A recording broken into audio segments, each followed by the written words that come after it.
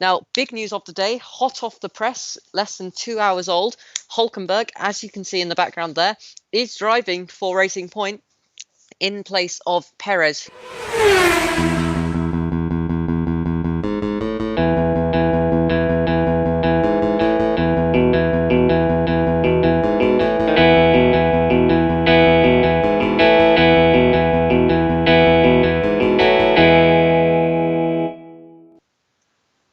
Hello and welcome to the Pit Crew podcast. This weekend is the British Grand Prix, the first of two, although the next one is called the 70th Anniversary Grand Prix, just like we had different names for the ones in Austria. Now, big news of the day, hot off the press, less than 2 hours old. Hulkenberg, as you can see in the background there, is driving for Racing Point in place of Perez, who sadly has got coronavirus. Of course, we wish him the speediest recovery. It's unfortunate for him. He's got a good chance this year of scoring some podiums, getting some good points, doing well for the team. It's just unfortunate for him, but of course we wish him the speediest recovery. Now, the British Grand Prix, always special, home of motor racing, first Grand Prix all those years ago in 1950, was held here. Good track. I like playing it on the F1 game. I think a lot of drivers like it. Maggots and Beckett's some of the favourite complex of corners for some drivers. Always very special, as I've said, and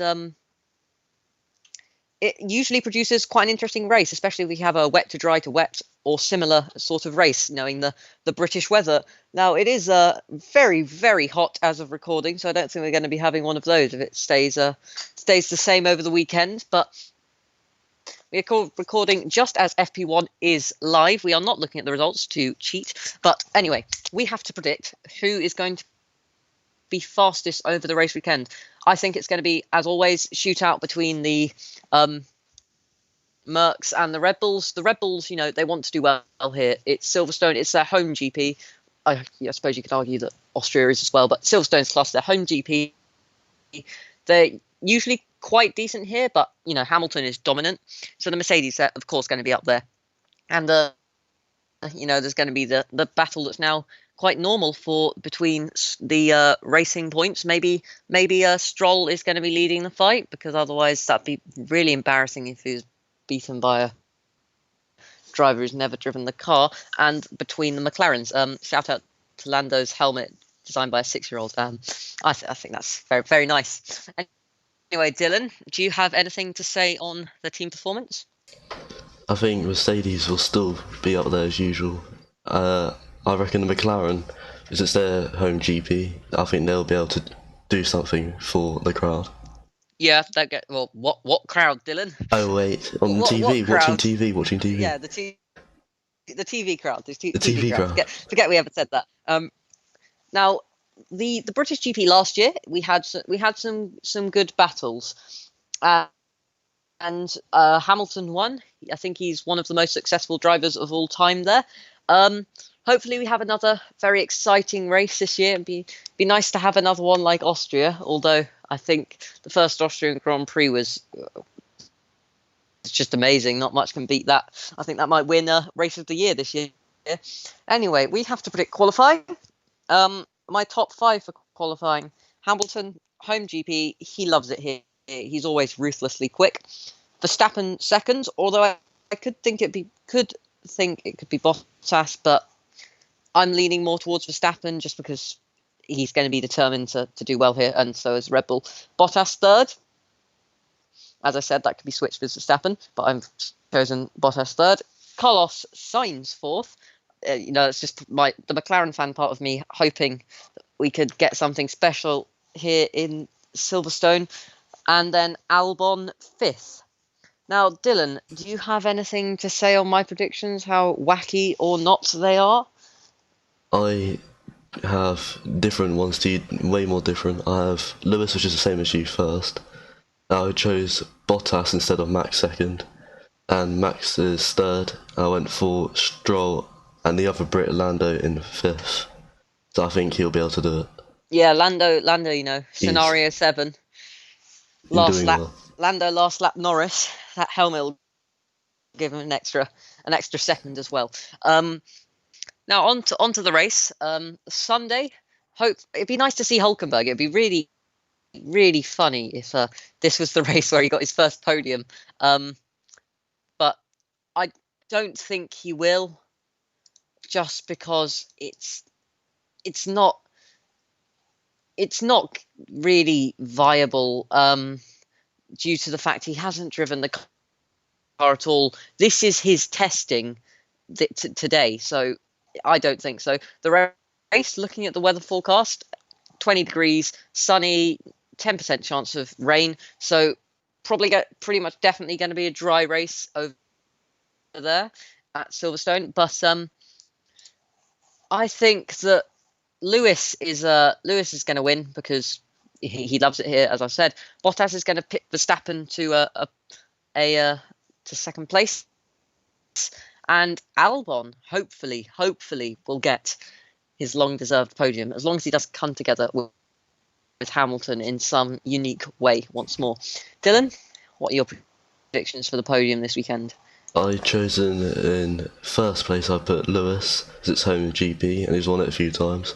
And I put Valtteri in second, and hopefully Lando in third. Because yeah, he just seems really fast this season, getting his first podium in Austria. Yeah. Hopefully he can do it again in his home GP with his special helmet. It'd be really nice for him to do that. Anyway, I think that was going to round off the predictions for this weekend. Oh, wait. I'm sorry. I've forgotten half the stuff to predict. Very sorry there.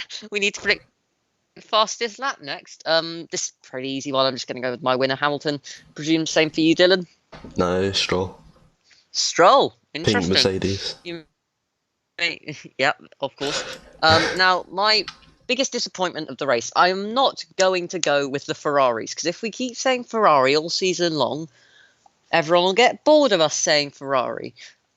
Ferrari, it's not a disappointment anymore. It's just, Ferrari have done badly. Disappointment, maybe Hulkenberg not getting his long-deserved podium.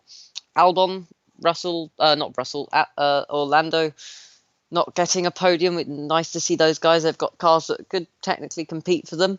And I'm going to say, though, my biggest disappointment will be the Williams just missing out on a point once more. Their race pace is nowhere near as good as their qualifying pace, and it'd be great to see them get a podium, or not podium. That'd be a surprise, some points. But I just think, knowing them, they won't get one. Dylan, biggest disappointment of the weekend for you?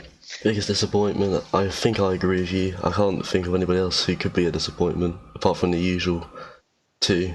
Yeah. I'm just not sure on this one. Yeah. Okay. Right. Biggest surprise. I mean, the Racing Points getting a podium could be a bit of a surprise. Hulkenberg getting a podium could be a surprise. There's quite a couple of contenders for a surprise. You know, another McLaren podium, Albon getting a podium, Hamilton not winning. I'm going to go that the biggest surprise this weekend will be McLaren on the podium once more. Dylan, what are your predictions? My biggest surprise, I think, at Hulkenberg, because he's in Perez's car. I think he will have a chance, hopefully getting his podium after like 10 years. Yeah. And finally, will there be a safety car? Yes, no question. Very quick. No, it's not usually a safety car at Silverstone. It's quite a spread out large track. So, no, I'm going that there probably won't be a safety car. I presume that you will agree with that, Dylan? Yes, I agree with you. Yeah. And now that actually does bring us to the end of our British Grand Prix predictions for this time. Not a false alarm like last time. All that's left to do is for us to sit back, relax, watch the results, and we will be back with you on Monday to compare our results and talk about the race. In the meantime, hope you all stay safe, stay cool, and before we go, I'd just like to apologise for that background. I've been looking at that for the last however long I've been recording for, and Hulkenberg's eyes, he's got his game face on. They start to stare into your face. Yeah, he's got his game face on. Ready to show what he can do. Thank you very much for listening. We will see you very soon for the Race Report.